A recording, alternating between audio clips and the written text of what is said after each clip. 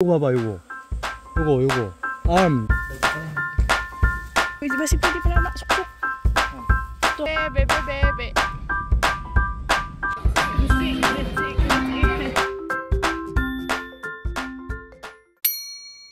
Hello mga kabisdak! Good morning! Welcome back sa ating vlog. This is Bisdak in Korea, your Bahulana Ajuma.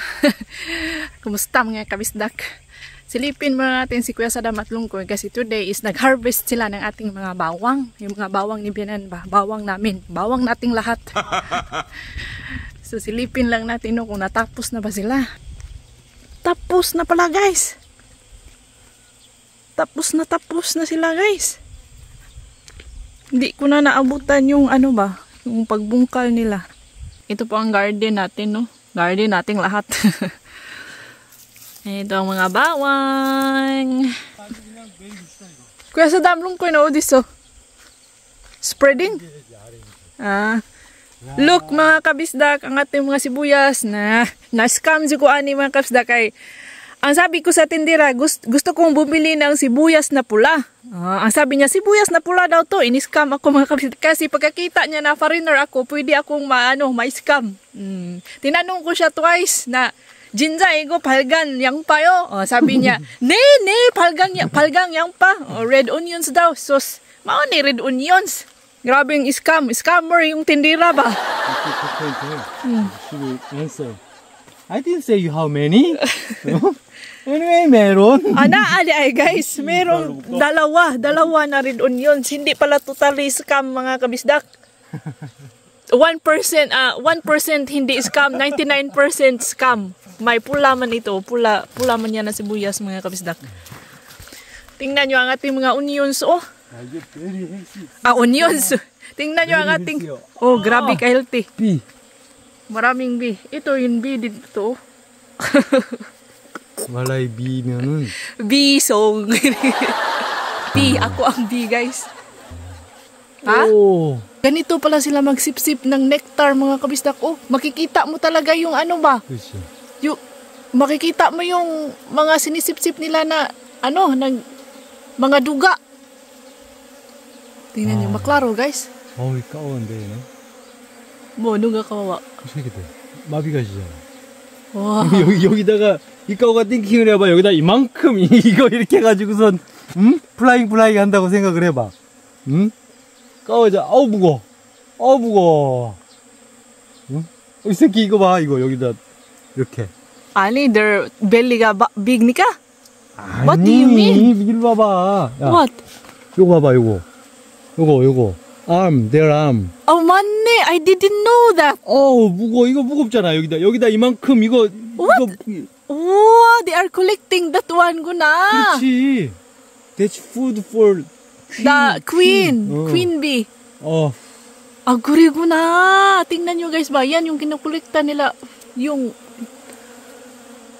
Wow. Ngayon ko palang na guys. Ito ba Asa ba? Napansin nyo guys yung yellow na nasa kanilang nasa kanilang mga paa. Yan yung food daw ng binibigay nila sa kanilang queen bee. Wow, ngana din na siya, no? 아니, what's their benefit이냐고. They're working인데. They are working for the queen but no benefit yun. 뭐야? 와, 나 정말 닭다리다.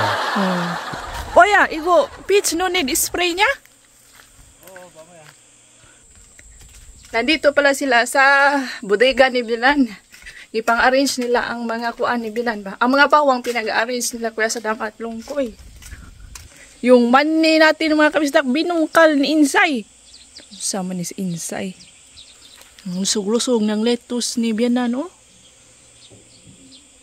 Ito talagang si Insay mga kabisdak, kapag pinapakawalan ko siya sa kanyang tali, gumagawa talaga siya ng mga kalokohan. Itong nabuboring yata yan si Insay ba? So ito na, nag-arrange na sila Kuya Sadam at Lungkoy ng ating mga bawang. Bawang ni Bianan to mga kabisdak. Actually, itong mga bawang namin is hindi po namin binibenta. Sariling konsumo lang namin yan for the whole year. Kaya maramihan talaga ang aming tinatanim mga kabisdak kasi konsumo yan ng buong pamilya kay Kunoni, Tiago Noni, sa amin at kay Bianan. Kasi sila tiyago ni at si kuno ni ay nakatira man sa city. So, hindi sila nakakapagtanim guys. So, kami na lang ang nag-supply sa kanila ng mga bawang, sibuyas, ganon.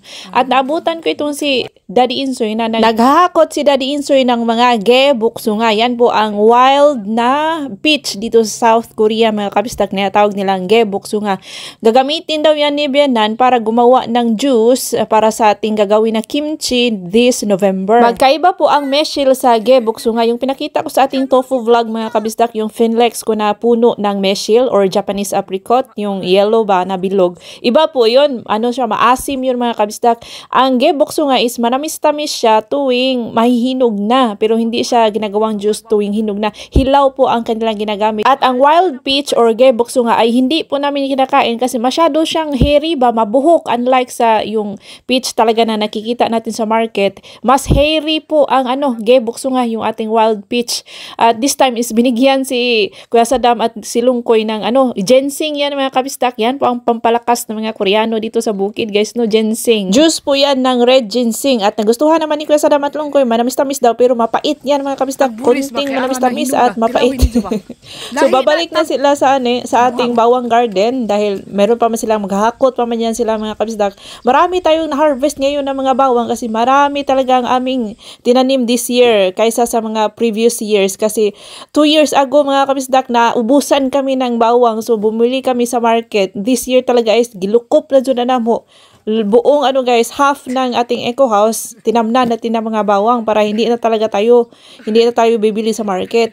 Sa Pilipinas mga kabisdak, sa amin sa Bohol, nagtry po ako magtanim ng bawang pero hindi man namatay ba, parang ayaw ng bawang sa sa Bohol, ayaw sa medyo maiinit na mga lugar. Kasi itong parang may bawang yata sa Baguio, no, kung hindi ako nagkakamali, may bawang tayong tinatanim sa Baguio, yung sa mga mountain province, parang malalamig na mga lugar. Kasi ang bawang dito sa South Korea mga kabisdak, tinatanim namin yan ng November tapos after 7 months, mga end of June, na-harvest na namin yan mga kabisdak. At itong si Kuya Saddam at Lungkoy, para lang silang naglalaro ba, pero hindi masyado nilang sinuseryoso itong pag-harvest ng bawang. Parang ganyan ang kanilang way mga kabisdak para hindi sila masyadong mapagod.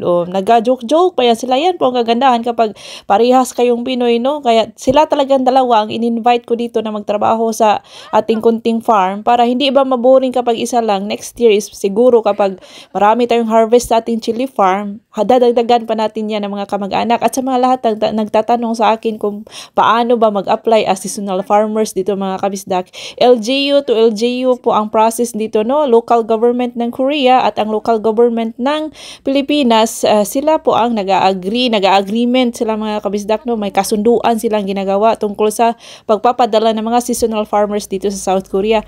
Iba po ang sitwasyon ni Kuya Saddam at Lungkoy kasi family invite po sila ng mga seasonal workers. Family invite meaning, mga kapamilya ko lang po ang pwede kong ma-invite as mga workers sa aming farm. Yes guys, hindi ko po pwedeng ma-invite as workers dito sa aming farm ang hindi ko kapamilya. Kapamilya lang talaga yung magkapareha po ang apelyido, middle name or last name kasi gipangitaan may og family certificate o naghahanap po ang Korean Embassy ng family certificate na nagpapatunay na kapamilya ko talaga ang aking ini-invite. At tungkol naman sa LGU to LGU na process mga kabisdak, yung town mayor po ninyo ang nakikipag-communicate sa town mayor dito sa Gangwon-do, dito sa Korea, buong Korea mga kabisdak, either dito sa Gangwon-do or sa ibang town.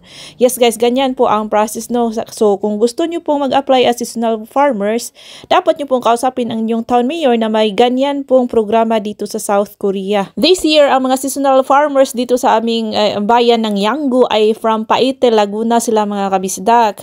At ang kanilang visa ay nagtatagal lamang ng 5 months at pwedeng i-extend ng kanilang mga boss up to 8 months yan sila mga kabisdak. Ganon din sila Kuya Saddam at Lungkoy. 5 to 8 months po ang kanilang visa. Working visa po iyan guys. At si Bianan pala kanina ay nag-replanting po siya ng ating mga perella plant, yung ating tinatawag na dulce in Korean, perella plant. Kasi may mga perella tayong nangamatay guys. So need nating i-replanting kasi mahal po ang perella oil dito sa South Korea. At pagkatapos ay lumipad ang aming team dito sa ating pumpkin farm kasi itong si Kuya Saddam ay may nakita na misteryosong box na palutang-lutang daw sa ilog kahapon.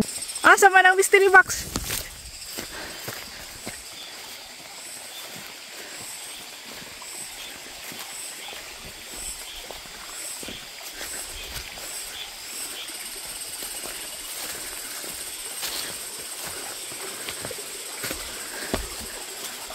Oh, naa di ay gazalo.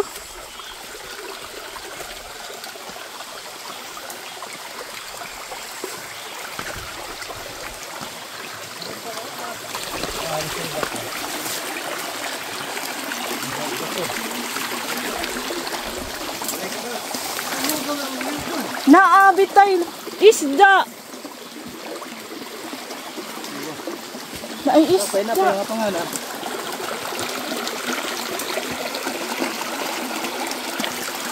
Makapre na sa katit na nila. Oh. Lupa nag-raptor. Puti, wala. Basahan na. Terus ana. Dito na ito, nakita ano. Lakaw. Ato ipabasag ini. Pag nga no. Ni abre mo na yan na. Lupa nag-raptor. Sa isa to, nabilin to. Motong parapton? Oo, isa to, ada hal.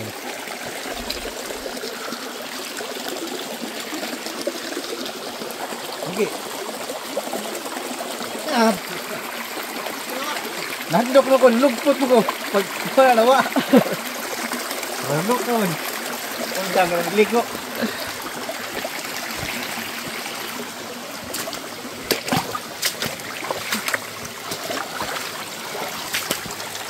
Lusot na. Sige na. Oh. Mama jangan hapin. Wala daw. Paghog, nakurat ko kay. Kanap ton raman. Nahug.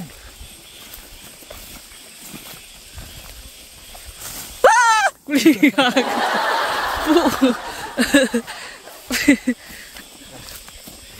Batag ko. Binti. Asa man ni? Ipapasa na dito iba. Ay, anak yung ipapasa. So, ayun na nga ang kababalaghan na nangyari kahapon mga kabisdak nung sila ay naliligo sa sapa. Natakot si Kuya Saddam kasi nga nung pag-open niya sa tape ay may lumipad down, lumutang tapos lumipad yung puting tela. So, iwan ko kung bakit siya lumipad. Yun ang kaniyang tinatanong kung bakit daw lumipad yung tela. Hindi ko rin ma-explain. Rado ka. 이거 차이나잖아, 차이나. 아, 내 열어도 오픈이구나. He open. Open ay panap to niyo. Not inside. Cloth, the white cloth daw. China na? Oh, China ko naman siya. Inanay, international express mail. Ikaw, siya panap to rin.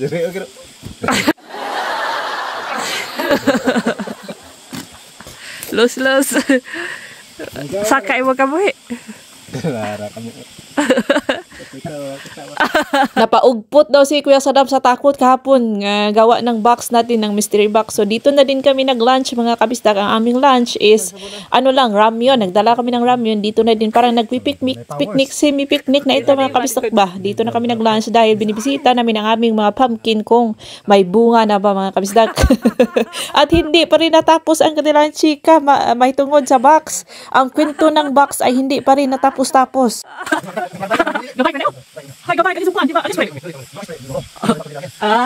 Narinig mo rin, oh, di ba? Grabing takot ang hatid ng ating mahiwagang box ba? So, after ng lunch, mga kabisdak is umuwi na ako kasi may klase pa ako ng 2 o'clock. At itong si Insay, kahit saan kami pupunta, sumasama talaga yan. Tumatakbo-takbo, hinahabol niya ang ating sasakyan. At naawa ako. So, pinasakay na lang natin siya, no? O, tingnan nyo. Parang ang presko-presko ng feeling niya ba? Oo. Ang curious talaga ng aso na ito. Minsan ko na lang siya tinatali, mga kabisdak, kasi nga naawa ako sa kanya ba? Gustong-gusto ko kasi nakikita siya nag-enjoy, nagatakbo-takbo diyan sa labas, naghahabol-habol sa mga ibon. O ganyan ang life para sa mga aso dapat. Pero yun nga, kailangan natin siyang itali kasi may mga sasakyan. Bumisita lang ko saglit dito sa ating chili farm para ipakita sa inyo itong mga sticks. Yan po ang ating mga sticks na in-order natin sa bodega. Kung nakita nyo ang ating vlog na driver for today's vlog, na sinamahan natin si Bianan at si Yongchan Uma doon sa bodega. Tapos kumain kami ng makuk. So ito na po yun mga kabisdak. Nilalagyan kasi natin ng tali itong mga poste mga kabisdak para may suporta itong ating mga chili. So ipapakita ko sa inyo sa next vlog kung ano ang kapag tumangkad na itong mga chilis no at lagyan natin ng mga tali. At pagkatapos ay dumiretso na ako sa school ni Little Insoy kasi mag-a-attend tayo ng open class guys. May open class po kasi si Little Insoy sa kanilang PE subject. Yes guys, dito kasi pumapasok si Little Insoy ng kindergarten at dito din tayo pumapasok para magturo ng English class every Monday and Fridays. Nag-makeup lang, nag-lip tint lang ako saglit guys para di punta mamutla ba. So yan po, dito tayo sa kanilang gym kasi nga PE class man. Yan po ang kanilang bagong gawa na gym mga kabisdak. Natapos yan 2 months ago.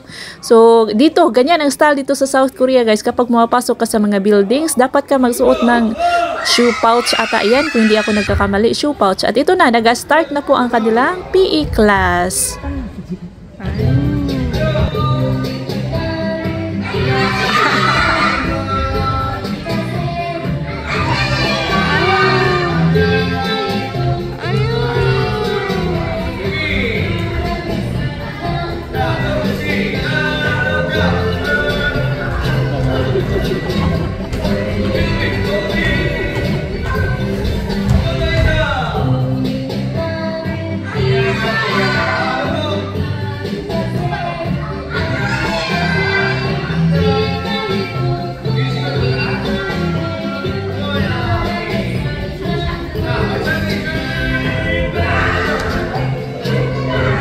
Ipakita ko muna sa inyo itong kanilang buong gym at may mga ano ako guys, may mga kasama akong parents dito sa aking tabi. Ayan, may dumating na bagong teachers. Medyo ano guys no, malawak ang kanilang gym at bagong-bago kasi nga bagong gawa. Pajoy ni talite. So ayan, warm up na sila mga kabisdak. Tingnan nyo si Little Insoy yung naka-blue na short pants.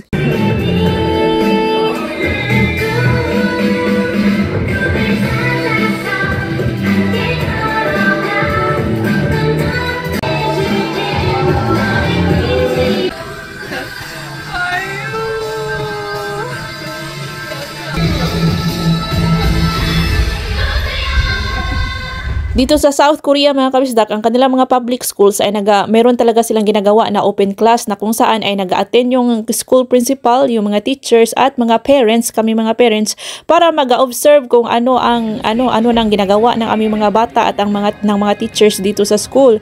2:40 na ngayon guys at ang ating klase is 2:50. So tapos naman kanina ang klase ni Little Insoy. So ngayon is nagtambay lang ako kanina sa Mart. Bumili ako ng sardinas.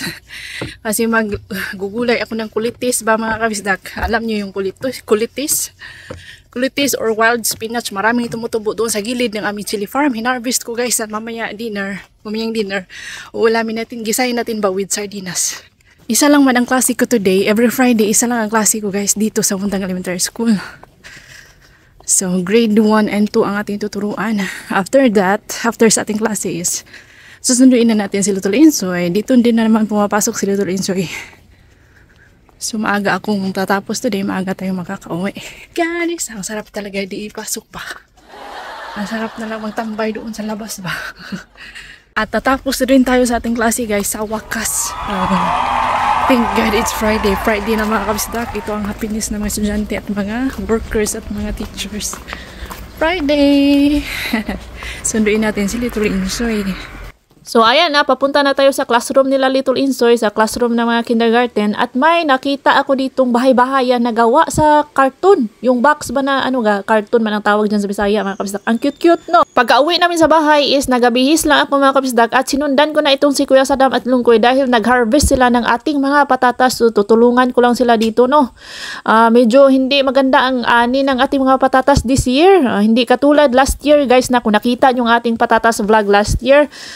Marami po ang ating harvest last year pero ngayon parang pero okay lang yan, at least may harvest tayo mga kabisdak no. Parang ayaw yata ng patatas ang klase ng lupa. Nag-crop rotation kasi kami yearly mga kabisdak. Last year dito na area is mga kamuti po ang aming tinanim dito, tapos this year naman is patatas pero parang ayaw ng patatas dito. So i-transfer natin siya sa ibang sites at ngayon is nag-segregate ako ng mga patatas. Yung mga malalaki na mga sizes is dito sa yellow na basket at yun namang mga maliliit is nandun sa ibang basket. basket. Kasi yung mga maliliit na patatas, sila po ang una namin gagamitin. Nire-reserve lang namin ito mga malalaki, yung mga magagandang quality ba sa mga future cookings. So ayan na, farmer tayo for today's video mga kabisdak. At yun na nga, yan ang mahirap mag-vlog mga kabisdak kapag wala tayong videographer. Natumba ang ating tripod kasi may malakas na hangin. So ayun na, ang ating cellphone, nagalapok-lapok ang ating cellphone pero okay na laban lang gihapon ta diring dapita. So ayan, naka 3 baskets din tayo mga kabisdak. Hindi pala 3 baskets, hindi pala napuno ito at itong ating maliliit na mga patatas, kunting-kunti lang mga kabisdak. Siguro mga 1.5 basket ito mga kabisdak. So ayan ita-transfer, ilalagay lang namin yan sa bodega ni Bianan. Sa weekend ay pwede na tayo nitong makaluto ng potato pancakes mga kabisdak. At ayun lamang po. Thank you so much for watching. Please like, comment, and subscribe. Ingat lahat. See you on my next video.